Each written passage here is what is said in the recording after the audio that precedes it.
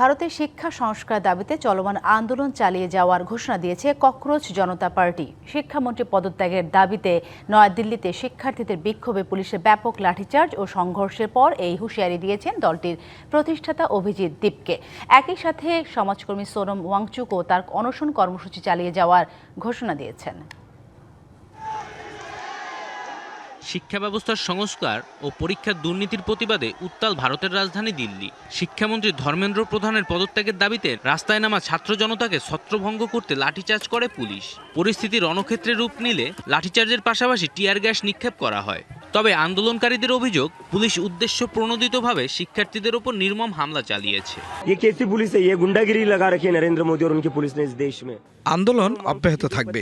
Delhi police যা করেছে তার লজ্জাজনক। তারা চাইলে শুধু জল কামান ব্যবহার করতে পারত, কিন্তু অত্যন্ত বর্বরভাবে তারা আন্দোলনকারীদের পিটিয়েছে।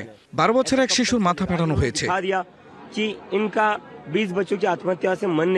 দিল্লি পুলিশের দাবি, আন্দোলনকারীরা পাথর ছুড়লে এবং আইন বহির্ভূত সমাবেশ করলে পরিস্থিতি নিয়ন্ত্রণে আনতে তারা এই পদক্ষেপ নিতে বাধ্য হয়। তবে শিক্ষার্থীদের এই আন্দোলনে সমর্থন জানাতে ঘটনাস্থলে ছুটে যান আইনজীবীদের একটি দল। পুলিশের বিশেষ অনুমতি নিয়ে তারা ভেতরে প্রবেশ করে। দেশ জুড়ে যে কোনো কেনাকাটায় 10,000 টাকার বেশি অফার, তাই পেমেন্ট মানে বিকাশ।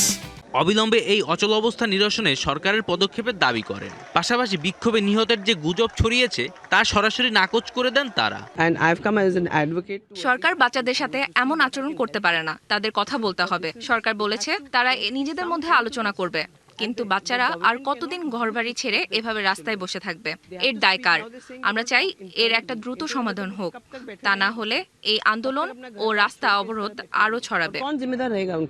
দিল্লির পাশাপাশি দক্ষিণ ভারতের কেরালা রাজ্যের ত্রিভান্দামে একই দাবিতে বিক্ষোভ হয়েছে। সেখানে ব্যারিকেড ভাঙার চেষ্টা করলে আন্দোলনকারীদের ছত্রভঙ্গ করতে জলকামান ব্যবহার করে নিরাপত্তা বাহিনী। সব মিলিয়ে শিক্ষাক্ষেত্রে অনিয়মের এই ইস্যু এখন ভারতের অন্যতম বড় জন আন্দোলনে পরিণত হয়েছে।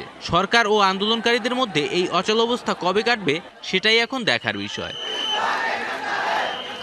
জয় রায়, ডিবিসি নিউজ ডেস্ক।